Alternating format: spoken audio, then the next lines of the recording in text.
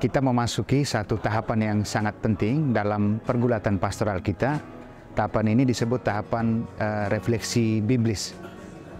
Tujuan dari tahapan ini adalah mempertemukan firman Allah di satu pihak dengan situasi, kondisi, karya pastoral pada pihak yang lain. Karena itu, pergumulan kita di dalam bagian refleksi biblis ini adalah pergumulan rangkap dua, di mana firman Allah itu kita pakai untuk menerangi permasalahan-permasalahan yang sudah kita hadapi di dalam keuskupan kita dan juga yang kita angkat, entah itu di dalam sinode maupun juga di dalam evaluasi tengah tahun pastoral ini. Untuk rangkaian acara dari pagi, yang pertama adalah sebuah penjelasan singkat tentang refleksi biblis. Jadi kita bicara tentang metode-metode dasar. Metode yang kita pakai itu adalah metode akar rumput, karena metode itu memberikan ruang diskusi di tingkat kelompok tentang situasi pastoral yang kita hadapi, masalah dan sebagainya berdasarkan terang firman Allah. Jadi tugas anggota-anggota di dalam kelompok tersebut adalah mencari dan menemukan teks yang sifatnya inspiratif. Lalu yang kedua, berusaha memahami teks, entah itu konteks historisnya maupun juga konteks literernya, lalu mempertemukan kekayaan dari firman Allah ini dengan masalah-masalah yang kita hadapi di dalam kehidupan kita, di dalam karya pastoral kita. Dan ujung dari proses ini adalah sebuah perayaan sabda. Sabda itu harus dirayakan sebagai satu ucapan syukur kepada Tuhan, karena Tuhan itu membimbing, menginspirasi kita dalam keseluruhan sejarah kehidupan manusiawi. Sabda juga menjadi inspirasi bagi kita untuk membangun tekad lebih kuat, berangkat dari persoalan-persoalan praktis dalam hidup kita.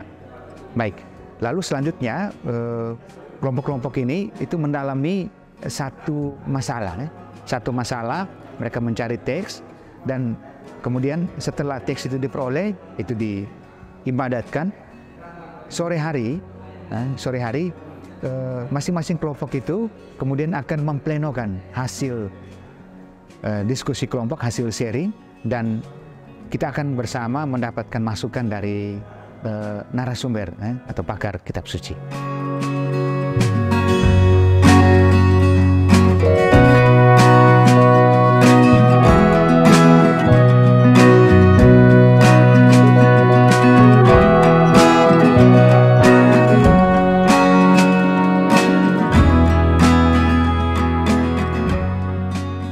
Secara keseluruhan berkualitas, karena hasil yang ditampilkan itu mencerminkan kerja yang bagus dari tim, dan semua teks yang dipilih itu memiliki alasan tertentu.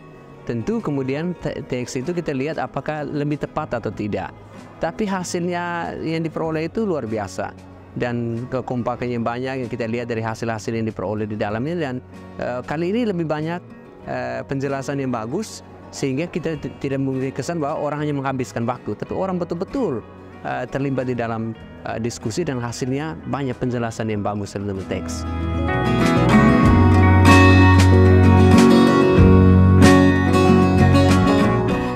Persoalan klasik yang muncul itu adalah orang masih berkutat pada teks-teks yang sering kali muncul. Maka bisa jadi ada 73 kitab, coba cari juga di teks-teks yang lain, terutama di Perjanjian Lama.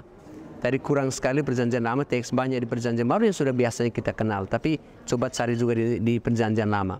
Yang kedua, tingkatkan lagi keterlibatan awam, bukan soal laporan saja, tapi dalam komunitas dan dalam diskusi. Tadi baik, awam ini terlibat dan sangat antusias, tapi bagusnya kita juga awam makin dilibatkan, karena kalau awam kuat, maka iman itu kuat juga ya.